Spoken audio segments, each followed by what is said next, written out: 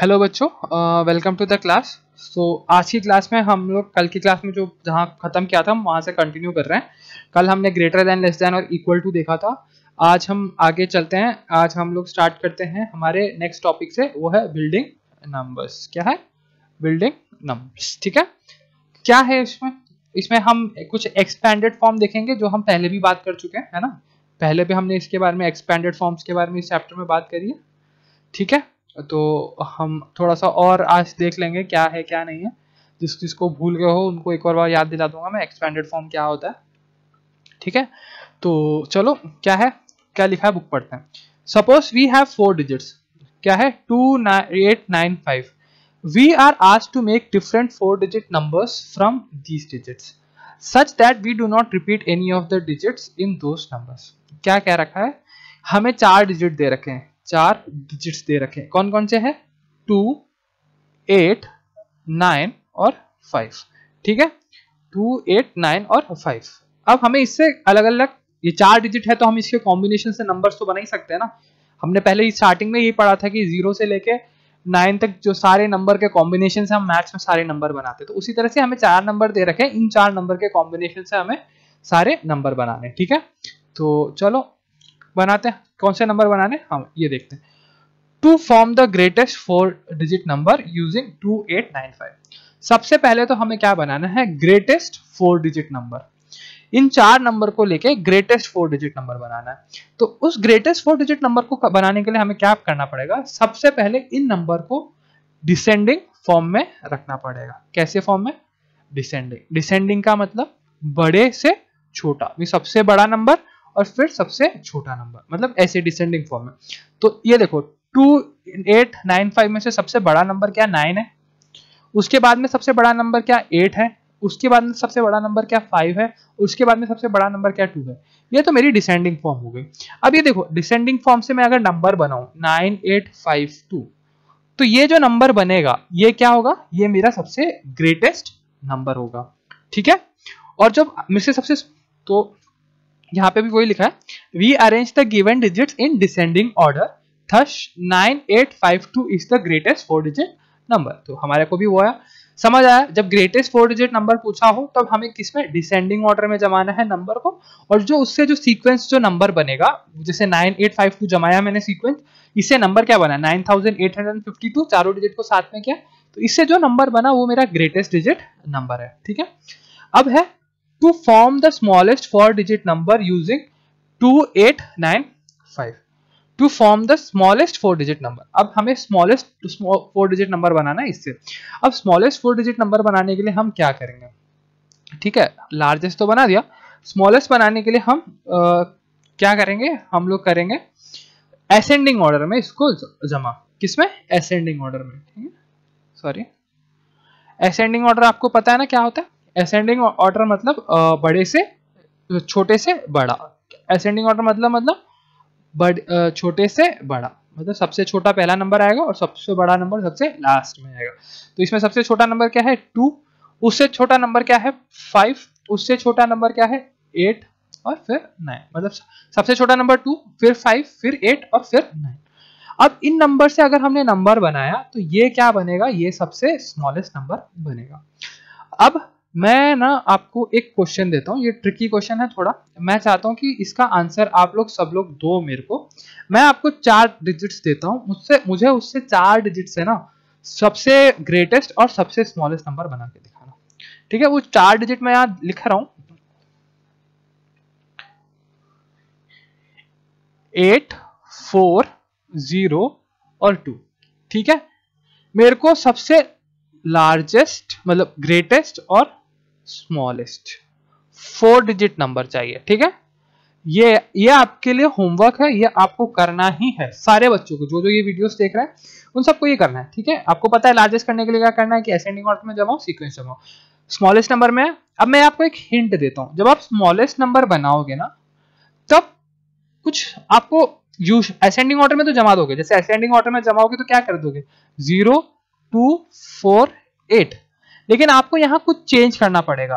अब वो मैं आपके लिए छोड़ रहा हूँ ना कि आप क्या चेंज करोगे कि इससे ये 4 डिजिट नंबर बन जाए। अगर आपसे नहीं होगा तो मैं कल आपको ये क्वेश्चन वापस करवाऊंगा, ये मैं आपको समझाऊंगा कि मैंने कैसे किया, बट आपको ये खुद से करना है, ठीक है, ये मैं आपके लिए छोड़ रहा हूँ, ठीक है। सो अब हम बुक में देख लेते हैं क्या लिख रखा है। We arrange the given ascending order, thus 2589 is the smallest 4-digit number. Think about another arrangement to form 4-digit number using this uses of bracket. Go through the following example carefully to know the necessity of using brackets, ठीक है। अब brackets के बारे में हमने बात भी करी है इस चैप्टर में, बोर्ड मास के बारे में, ठीक है, बोर्ड मास क्या होता है क्या नहीं होता है, ठीक है, हमने वो सब देखा था। आई होप सो आपने क्वेश्चन लिख लिया था, ठीक है। तो अब यहाँ पे है ये एक्सपैंडेड फॉर्म, ठीक है, क्या है एक्सपैंडेड फॉर्म। एक्सपैंडेड फॉर्म क्या होता था, मैंने आपको जब हम प्लेस वैल्यू पढ़ रहे थे तब मैंने आपको एक्सपैंडेड फॉर्म पढ़ाया था। जिसको नहीं पता हो प्लीज पुरानी क्लासेस जाके एक बार देखो, आपको पता चल जाएगा कि एक्सपैंडेड फॉर्म क्या होता है। एक्सपैंडेड फॉर्म क्या है, 1 2, मैं इस पर ज्यादा टाइम नहीं लगाऊंगा, मैं जल्दी जल्दी करूंगा। Expanded form 3 4 7। अब इसको मुझे एक्सपैंडेड फॉर्म में लिखना है। एक्सपैंडेड फॉर्म में लिखने से पहले सबसे पहले मेरे को इसकी प्लेस वैल्यू पता होनी चाहिए, ठीक है। तो वंस, टेंस, 100, 1000, 10,000 और ये लाख, ठीक है। अब जैसे नंबर है उसके करस्पॉन्डिंग, जैसे वंस का नंबर है तो 1 से मल्टीप्लाई करना है, टेंस का नंबर है तो 10 से मल्टीप्लाई करना है, 100 का नंबर है तो 100 से मल्टीप्लाई करना है, 1000 का नंबर है तो 1000 से मल्टीप्लाई करना है, 10,000 का नंबर है तो 10,000 से मल्टीप्लाई करना है, लाख का नंबर है तो लाख से मल्टीप्लाई करना। मतलब क्या, अगर मेरे को इसको एक्सपैंडेड फॉर्म लिखना है तो मैं क्या लिखूंगा, 1 को मेरे को किससे मल्टीप्लाई करना पड़ेगा, लाख से। किससे, लाख से। एक मिनट हम थोड़ा सा उधर कर लेते हैं ताकि हमें अच्छे से दिख जाए, ठीक है, ओके। सो सबसे पहले जो हमारा ये 1 है, ये जो 1 है, ठीक है, ये 1 को मेरे को किससे मल्टीप्लाई करना है, किसके करस्पॉन्डिंग में, लाख के करस्पॉन्डिंग में है, तो किससे, 1 लाख से मल्टीप्लाई करूंगा, किससे, 1 लाख से। तो यहाँ पे एक ब्रैकेट लगा दो ऐसे, ठीक है, ऐसे लगाना अच्छा होता है ताकि हमें समझ आ जाए कि हम क्या कर रहे हैं। फिर ये जो 2 है, ये 2 किसकी पोजीशन पे है, 10,000 की, तो मुझे इसे किससे मल्टीप्लाई करना पड़ेगा, 10,000 से, ठीक है। और यहाँ पे ये दूसरा भी हो गया। अब ये 3 किसकी पोजीशन पे है, 1000 पे, तो 3 को मैं किससे मल्टीप्लाई करूंगा, 1000 से, ठीक है। फिर यहाँ 6 है 100 की पोजीशन पे, तो 6 को किससे मल्टीप्लाई करूंगा, 100 से, ठीक है। फिर यहाँ 4 है किसके पोजीशन पे, 10 पे, तो 4 को किससे मल्टीप्लाई करूंगा, 10 से। फिर यहाँ 7 है 1 की पोजीशन पे, तो 7 को किससे मल्टीप्लाई करूंगा, 1 से, ठीक है। अब देखो यहाँ ब्रैकेट हो नहीं हो जो भी हो, अब हमारी ये तो एक्सपैंडेड फॉर्म बन गई। अब हमें बोर्ड मास के बारे में पता था कि बोर्ड मास में ब्रैकेट होता है, सबसे पहले ब्रैकेट ओपन होगा। अब देखो यहाँ पे ये ब्रैकेट है तो सबसे पहले यही सॉल्व होगा, लेकिन उसके बाद भी डिवीजन और मल्टीप्लिकेशन। अब अगर यहाँ ब्रैकेट लगा भी नहीं होता, अगर मैं ब्रैकेट हटा भी दूं तब भी हमें सबसे पहले मल्टीप्लाई 1 इंटू लाख को करना पड़ेगा, 2 इंटू 10,000 को करना पड़ेगा, 3 इंटू 1000 को करना पड़ेगा, 6 इंटू 100 को करना पड़ेगा, 4 इंटू 10 को करना पड़ेगा और 7 इंटू 1 को करना पड़ेगा। क्यों, क्योंकि वो मल्टीप्लिकेशन में है और मल्टीप्लिकेशन एडिशन से पहले आते हैं, और जो उसके बाद में जो आंसर आएंगे उन सबको ऐड करना पड़ेगा। तो हम करते हैं, स्टार्ट करते हैं। ये कितना होगा, 1 इंटू 1 लाख मतलब 1 लाख आएगा, इसमें तो कोई डाउट होना ही नहीं चाहिए आपको। 2 इंटू 10,000 मतलब 20,000 आएगा, 3 इंटू 1000 मतलब 3000 आएगा, 6 इंटू 100 मतलब 600 आएगा, 4 इंटू 10 मतलब 40 आएगा, और 7 इंटू 1 मतलब 7 आएगा। अब इन सबको ऐड कर लो, 1 लाख है ना, ये 1 lakh plus 20,000 plus 3,000 plus 600 plus 40 plus 7। अब ये देखो 00007, तो यहाँ 7 आएगा, 00004 तो यहाँ 4 आएगा, 0000 यहाँ 6 आएगा, 003 तो यहाँ 3 आएगा, 02 तो यहाँ 2 आएगा। हमारा वही नंबर बन गया ना जो स्टार्टिंग में था। तो इसी चीज को हम एक्सपैंडेड फॉर्म कहते हैं, और आई नो आप लोगों को सबको पता होगा क्योंकि हमने इसको पहले पढ़ा है। तो मैं इस पर ज्यादा टाइम वेस्ट नहीं करूंगा, मैं अगले क्वेश्चन, अगला जो इस पे लिखा हुआ है वो भी देख लेते हैं हम लोग जल्दी से, ताकि कल के दिन से हम सीधा क्वेश्चन आंसर सॉल्व करने पे जाए। तो ये था right the number 1 2 3 in the expanded form. तो जैसे हमने लिखा है इन्होंने भी वैसे ही लिख रखा है एक्सपैंडेड फॉर्म को, ठीक है, ये सारा। तो आई होप सो आपको ये समझ आ गया होगा, ठीक है। अब हमें देखना है, ठीक है, अब है अगला find the product of 9, sorry एक मिनट, हाँ, find the product of 19 and 141, मतलब 19 और 141 का प्रोडक्ट निकालना है। तो तो अब इन्होंने क्या कर रखा है, ये 19 इंटू 141 को डायरेक्ट मल्टीप्लाई करने से अच्छा है कि हम इसको ना एक्सपेंडेड फॉर्म के साथ, इसके एक्सपेंडेड फॉर्म जैसे 141 का एक्सपेंडेड फॉर्म क्या हो सकता है, देखो कहाँ गया, पेन ले लो, ये 141 है, ठीक है। अब 19 इंटू 141 करना सिंपल है, पर एक्सपेंडेड फॉर्म इससे ज्यादा सिंपल हो सकता है। कैसे? अब ये देखो, आपको पता है कि ये, चलो यहीं पे कर, यहाँ देखना ना, यहाँ समझना क्या कर रहा हूँ। ये 141 लिखा है, ठीक है, ये वंस की प्लेस है, ये टेंस की प्लेस है, और ये 100 की प्लेस है। वंस की प्लेस से हम क्या मल्टीप्लाई करते हैं, 10 1 करते हैं, टेंस की प्लेस से हम 10 मल्टीप्लाई करते हैं, 100 की प्लेस से 100। तो अगर 141 को मैं एक्सपेंडेड फॉर्म में लिखूंगा तो क्या मैं यही लिखूंगा, 100 1 इंटू 100, मैं एक्सपेंडेड फॉर्म लिख रहा हूँ, ठीक है, ब्रैकेट प्लस कितना 4 इंटू 10 ब्रैकेट 1 प्लस 1 इंटू 1, यही लिखूंगा ना, यही हमने अभी समझा था एक्सपेंडेड फॉर्म लिखना, तो मैंने इसको ऐसे लिखा, ठीक है। अब इसको मल्टीप्लाई कर दो, ये क्या बन जाएगा, ये बन जाएगा 100 प्लस 40 प्लस 1, ठीक है, यही बना। अब हमारे पास ये 19 है, अब मेरे को 19 मल्टीप्लाई करना है इसमें, क्योंकि यही था ना क्वेश्चन। प्रोडक्ट का मतलब क्या है, मैंने आपको कल समझाया था, सम और प्रोडक्ट का डिफरेंस क्या होता है। सम का मतलब होता है दो नंबर का एडिशन, उसका जो आंसर आएगा उसको हम सम कहेंगे। प्रोडक्ट का मतलब होता है दो नंबर का मल्टीप्लिकेशन, जो आंसर आएगा उसका जो आंसर आएगा उसको हम प्रोडक्ट या रिजल्ट कहते हैं। तो यहाँ एक्चुअल में ये क्या कह रहा है, 19 इंटू 141, 19 इंटू 141 करो, यही कह रहा है ना, ये 19 इंटू 141 करो। तो वही देखो, अब 19 इंटू 141, हमने एसोसिएटिव प्रॉपर्टी के बारे में थोड़ा बहुत पढ़ा था, तो नहीं, हमने शायद प्रॉपर्टीज नहीं पढ़ी होगी। तो अब ये 19 के साथ में हमने क्या किया, इस सबको मल्टीप्लाई किया है। तो सबसे पहले 19 को 100 के साथ मल्टीप्लाई किया है, 19 इंटू 100 प्लस का साइन लगा दिया। अब 19 को 40 के साथ में मल्टीप्लाई किया, 19 इंटू 40 प्लस, फिर 19 को 1 के साथ में मल्टीप्लाई किया, 19 इंटू 1, ठीक है। ये हम नंबर कैसे सॉल्व करते हैं उसका सिंप्लिसिटी बता रखा है उन्होंने। अब देखो, ये आपके लिए अब इसको सॉल्व करना बहुत इजी है, क्योंकि 19 को 100 से सॉल्व करोगे तो 1900 आ जाएगा।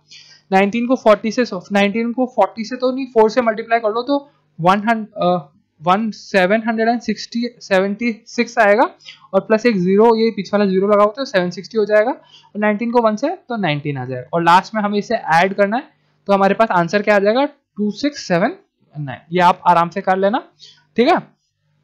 तो ये था ब्रैकेट का यूज, यहाँ पे भी ब्रैकेट का यूज दिखा रखा है, यहाँ सिंप्लीफाई करने के लिए दे रखा है ये वाला क्वेश्चन, ठीक है। क्या है, सिंप्लीफाई करना है हमें, एडिशन सब्ट्रैक्शन है ये, ठीक है, और कुछ नहीं है। तो ये मैं आपके लिए छोड़ रहा हूँ कि इसको कैसे सिंप्लीफाई करके कर सकते हो आप लोग। इसमें देखो, मैं एक हिंट देता हूँ, जो ऐड हो रहे हैं पहले सबको साथ में ऐड कर लो, जैसे इन्होंने यहाँ कर रखा है, और फिर जो सब्ट्रैक्ट हो रहे हैं पहले उन सबको ऐड कर लो, और जो सब्ट्रैक्शन में है, जैसे ये 2630, 125 और 1130, इन तीनों को खुद में पहले ऐड कर दो, और लास्ट में जो आंसर आएगा उनको दोनों को माइनस कर दो। देखो यहाँ पे करा हुआ है, ठीक है। अब ये मैं आपके लिए छोड़ रहा हूँ कि ये आप खुद सोच के अपने आप करो, ठीक है। अब हम देखते हैं लार्ज नंबर्स, ठीक है। Large number, in earlier classes you have read 6 digit number ranges from 1 lakh to 9,99,999। 7 digit number मतलब 10 lakh to 99,99,999। 8 digit numbers ranges from 1 crore to 9 crore 99,99,999, ठीक है। तो ये रेंजेस बता रखिए कि ये नंबर इतने होते हैं, ठीक है। फिर हमने ये पढ़ा था इंडियन इंटरनेशनल सिस्टम, 100,000, ठीक है, 1 मिलियन, 10 मिलियन, ठीक है। ये सब हमने पहले पढ़ रखा है, इसलिए मैं ये वापस रिवीजन ही करवा रहा है उसको आपसे ना, कि क्या है क्या नहीं है। तो हमने ये ऊपर पढ़ा था, इंडियन सिस्टम और इंटरनेशनल सिस्टम को पढ़ा था। अब हम यूजेस ऑफ लार्ज नंबर, अब लार्ज नंबर का कहाँ यूज आता है, ठीक है, ये हम जल्दी से देखते हैं। तो आज हमारा ये चैप्टर अभी जल्दी खत्म हो जाएगा, ठीक है। Large numbers are not normally used in our daily life. They are used for sale and purchase of land, machines, cars, house, etc. Some of the example use of large numbers are given as below. अब देखो, आप रोज के रोज क्या आप 1 लाख 2 लाख की बात करते हो एज ए स्टूडेंट? आप लोग तो नहीं, आपके पापा शायद करते होंगे, पर आप लोग, पापा मम्मी करते होंगे, आप लोग तो नहीं करते ना कि 4 लाख रुपए चाहिए, 10 करोड़ रुपए। हमारे पास, हमें इतने बड़े नंबर से हम लोग यूजुअली, हमें 10 रुपए की चॉकलेट चाहिए होती है, ऐसा कुछ चाहिए होता है, ठीक है। तो ये सब यूजुअली कब काम आता है, जब हम कोई जगह खरीदने जाते हैं तब लाखों की बात करते हैं, मशीन खरीदने जाते हैं तब, कार खरीदने जाते हैं, घर खरीदने जाते हैं, या फिर ऐसे जब चीजें होती है तब हम लाखों में कार करती है। द प्राइस ऑफ कार में रेंज फ्रॉम 2,50,000, ये गलत लिख रखा है यहाँ पे, एक जीरो और लिखना चाहिए इसको, क्योंकि देखो क्यों क्यों मैंने कहा कि जीरो है, क्योंकि कॉमा लगा हुआ है ना, तो उससे पता चल जाता है कि मिसप्रिंटिंग है। 2,15,000 टू 2,50,000 टू 15 लाख, 1-2 करोड़ 5-6 करोड़ की कार भी आ सकती है, कितने की भी आ सकती है, और कोई तो वो कहीं कितनी तक भी जा सकती है, मतलब कहने का मतलब बड़ी बड़ी चीजें। अब वही आपको एग्जांपल दे रखे, तो cost of a duplex house में रेंज फ्रॉम क्या है 15 lakh to 25 lakh. The weekly sale of a jewellery में range from 25 lakh to 1 crore, ठीक है। The population of Delhi in 2001, अब ये कितना है गिनूं, इसके लिए गिनने के लिए सबसे सिंपल आइडिया है, सबसे पहले कॉमर्स लगा दो, जैसे ही कॉमा लगा दोगे आपको समझ आ जाएगा। अब जैसे ये कितना हो गया 1,27,91,458। अगर आपको देख के पढ़ना में जल्दी पढ़ नहीं पाते हो तो कॉमा लगा लिया करो, कॉमा लगाने से बहुत जल्दी पढ़ लेते हैं।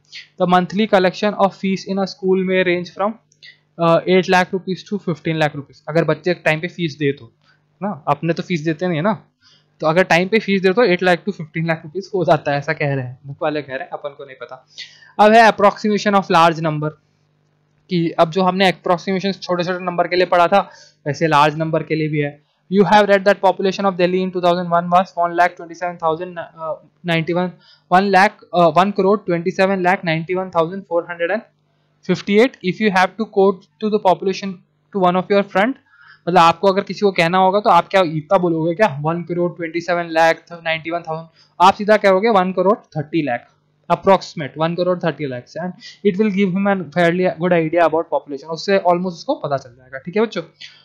तो आज के लिए इतना ही, कल हम ये एग्जाम्पल 6, एग्जाम्पल 7 और ये करने की कोशिश करेंगे, बट पहले आप लोग करना, मैं कुछ कुछ ही करूंगा ताकि जिसको जो डाउट पूछेगा उसी के लिए मैं आगे सॉल्व करूंगा। तो आज बैठ के ये एग्जाम्पल नंबर 6, एग्जाम्पल नंबर 7 और ये एक्सरसाइज प्रैक्टिस एक्सरसाइज 1.3 ये सॉल्व करना, जो डाउट हो पूछना, फिर हम आगे चलेंगे, ठीक है। सो थैंक यू बच्चों, थैंक्स फॉर द क्लास।